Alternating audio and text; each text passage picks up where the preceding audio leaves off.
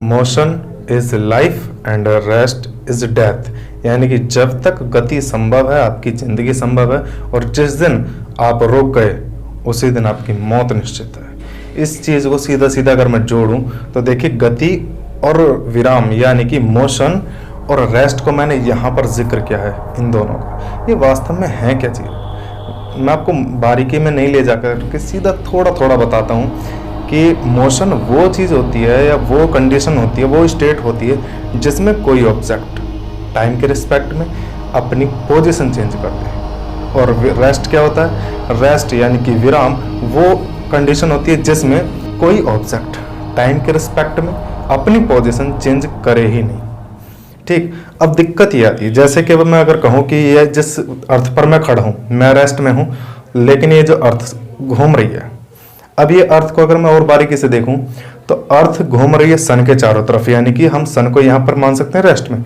लेकिन गैलेक्सी के नजरिए से देखें तो सन भी गैलेक्सी के चारों तरफ 241.6 किलोमीटर पर सेकंड की रफ्तार से उसके सेंटर के चारों तरफ घूम रहा है। यानी कि इस पूरे यूनिवर्स में, अब अगर मैं गैलेक्सी को भी देखूं तो गैलेक्सी भी पूरे यूनिवर्स में घूम रही हैं चारों तरफ, एक दूसरे से दूर जा रही हैं, एक्सेलरेट हो रही हैं।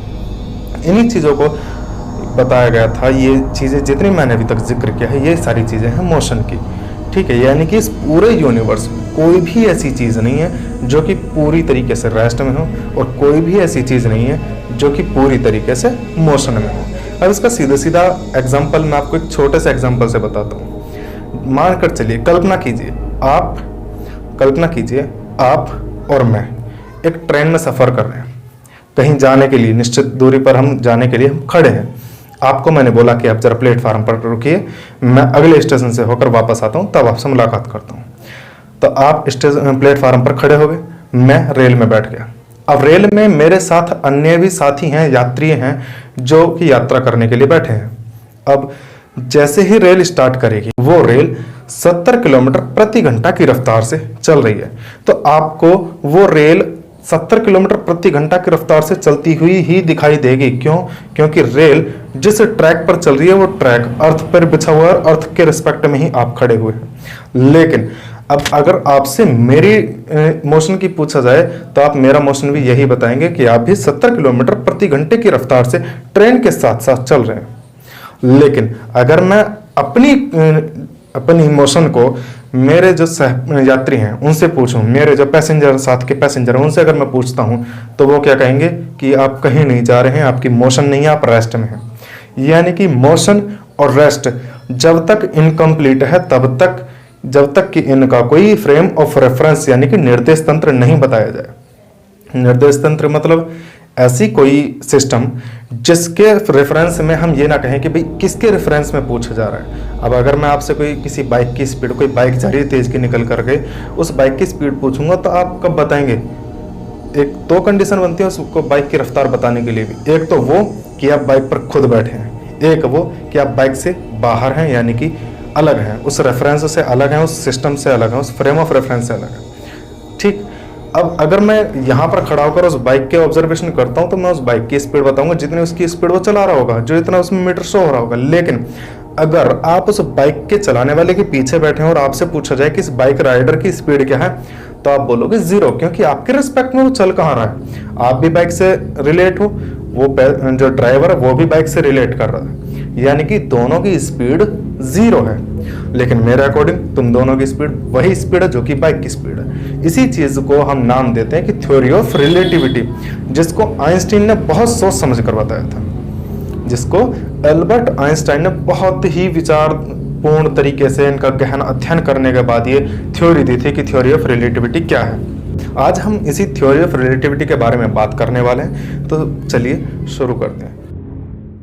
हेलो गाइस, मैं हूं अंकित निर्वाण और आप सभी का हमारे YouTube चैनल IPAN साइंस में स्वागत करता हूं। हाँ जी हाँ, आज भी मैंने आपको बताया था कि थ्योरी ऑफ रिलेटिविटी के बारे में। थ्योरी ऑफ रिलेटिविटी जो चीज़ है वो यही है कि बहुत बड़ा कन्फ्यूज़न है, और वो कन्फ्यूज़न ये है कि ये जो थ्योरी है जो अल्बर्ट आइंस्टाइन के द्वारा दी गई थी, जिसके लिए उन्हें नोबेल पुरस्कार मिला था।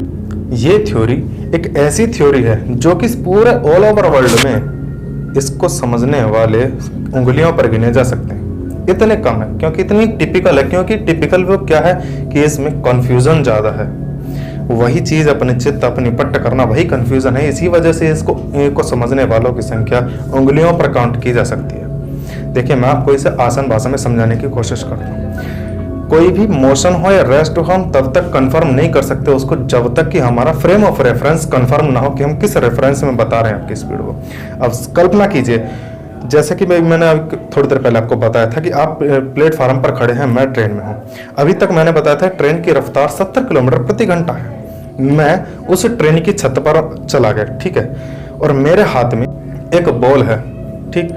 अब वो ट्रेन चल रही है 70 किलोमीटर प्रति घंटा और मेरे हाथ में जो बॉल है मैं उसको 30 किलोमीटर प्रति घंटा की रफ्तार से आगे की तरफ फेंकता हूँ। तो उस जो बॉल है जो मैंने फेंकी है, उस बॉल की एग्जैक्ट स्पीड आपके रेफरेंस में वो होगी 70 और 30 100 किलोमीटर प्रति घंटा, ठीक है। लेकिन अगर वो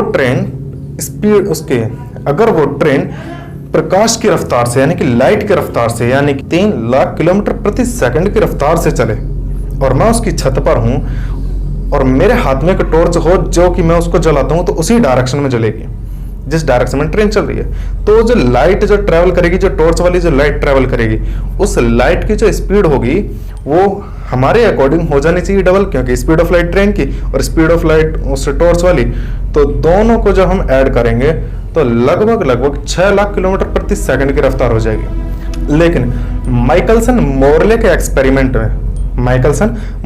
एक्सपेरिमेंट में यह प्रूफ हो चुका था कि लाइट की जो स्पीड है वो एक ऐसी चीज है इस पूरे यूनिवर्स में जो कि कांस्टेंट रहती है, ना तो घटेगी ना बढ़ेगी, ये हर मीडियम में कांस्टेंट रहेगी, यानी कि 3 लाख किलोमीटर प्रति सेकंड ही रहेगी और इससे कोई भी चीज ज्यादा नहीं हो सकती, किसी भी तरीके से किसी भी चीज की स्पीड से ज्यादा नहीं हो सकती। तभी जैसा कि आप ऑब्जर्व कर रहे थे कि 6 लाख किलोमीटर प्रति सेकंड की रफ्तार उस टॉर्च की लाइट की, लेकिन एक्चुअल में वो 3 लाख किलोमीटर प्रति सेकंड की ही रफ्तार होगी। तो वो ऐसा क्यों होगा? तो देखिए, अल्बर्ट आइंस्टाइन ने बताया था कि जब कोई ऑब्जेक्ट स्पीड ऑफ लाइट से ट्रैवल करता है तो प्रकाश अपनी गति को नियत रखने के लिए उन्होंने एक संकल्पना की, एक अवधारणा पैदा की, और वो अवधारणा उनकी थी, जैसे कि हमारा गति का सूत्र होता है कि चाल बराबर दूरी बटे समय, यानी कि अगर चाल को हम नियत रखें तो दूरी और समय, तो दूरी को कम और समय को भी कम कर लेगा, अगर चाल हमें नियत रखनी है तो इस तरीके से जब वो ट्रेन के ऊपर अगर मैं लाइट लेकर चलता हूँ तो उस ट्रेन की लंबाई छोटी हो जाएगी और उस ट्रेन में बीतने वाला टाइम, उस ट्रेन के अंदर बीतने वाला टाइम वो भी कम हो जाएगा, जिसकी वजह से स्पीड ऑफ लाइट, जो टॉर्च की जो स्पीड ऑफ लाइट थी वो कंजर्व रहेगी, उतनी रहेगी, कांस्टेंट ही रहेगी। यही हमारी थ्योरी ऑफ रिलेटिविटी है। इसको अगर आप दूसरे तरीके से देखें तो इस तरीके से हम कह सकते हैं कि यहीं से जन्म हुआ था टाइम डायलेशन का, यानी कि समय क्षय का हमारा अनुमान लगाया गया था कि यदि हम प्रकाश के वेग से किसी भी तरीके से अगर हम गति कर सकें तो हमारे लिए टाइम ऐसे बहुत धीरे व्यतीत होगा, जिसकी संकल्पना से हमने ये बताया था कि हम टाइम ट्रैवल कर सकते हैं, यानी कि समय में आगे भी जा सकते हैं और पीछे भी जा सकते हैं। इस तरीके से अगर आपको इसको समझना है तो एक उदाहरण मैं आपको और देता हूँ। कल्पना कीजिए, अब आपके हाथ में एक घड़ी है और मेरे हाथ में भी एक घड़ी है। अब मैं उस घड़ी को पहने हुए ट्रेन के अंदर, जिसकी रफ्तार 3 लाख किलोमीटर प्रति सेकंड, दोबारा सुन 3 लाख किलोमीटर प्रति सेकंड है, उस ट्रेन में मैं चढ़ गया और वो ट्रेन अब अपनी रफ्तार पकड़ रही है। आपके लिए टाइम बहुत नॉर्मल उसी रफ्तार से व्यतीत होगा जिस तरीके से चल रहा है, लेकिन क्योंकि मैं प्रकाश के वेग से चल रहा हूँ और अल्बर्ट आइंस्टाइन की थ्योरी ऑफ रिलेटिविटी के अनुसार ये है कि अभी मैंने जैसा कि आपको बताया था कि समय की रफ्तार से कुछ भी तेज नहीं चल सकता। प्रकाश की गति क्या करेगी कि उस ऑब्जेक्ट की लेंथ और टाइम दोनों को कम कर देगा। ट्रेन की लेंथ भी छोटी हो जाएगी और जो टाइम होगा वो भी धीरे धीरे व्यतीत होगा, धीरे धीरे पास होगा। अब यदि मैं अपने अकॉर्डिंग 7 दिनों के बाद आता हूँ वापस आपके पास, तो आपके लिए वो कई साल गुजर चुके होंगे प्लेटफार्म पर खड़े खड़े। आप कई साल वेट करके हो सकता है घर भी जा चुके हों, लेकिन मेरे लिए अभी 7 दिन ही गुजरे हैं बस। वो क्यों? क्योंकि स्पीड ऑफ लाइट ने मेरे लिए गुजरने वाला टाइम बहुत स्लो कर दिया। इसी चीज़ को हम बोलते हैं कि हम भविष्य में आ गए, यानी कि मैं कहूँगा कि मैं भविष्य में आ गया। यदि इस तरीके से आपको समझना है तो मैं दोबारा से रिपीट करता हूँ। मानकर चलिए 2 जुड़वा भाई हैं, एक भाई नीचे अर्थ पर, दूसरा भाई एक ऐसी स्पेस शटल में बैठाया गया है कि जो प्रकाश की गति से चलती हो, और दोनों की एज अभी सेम है, जुड़वा भाई हैं।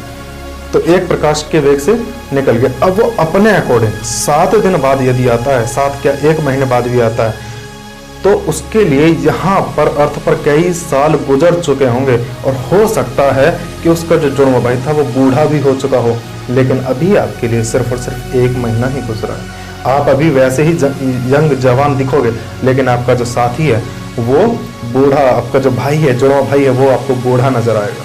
और वो उसके पीछे की वजह यही है कि प्रकाश की गति कभी भी अपने से ज़्यादा नहीं होने देती।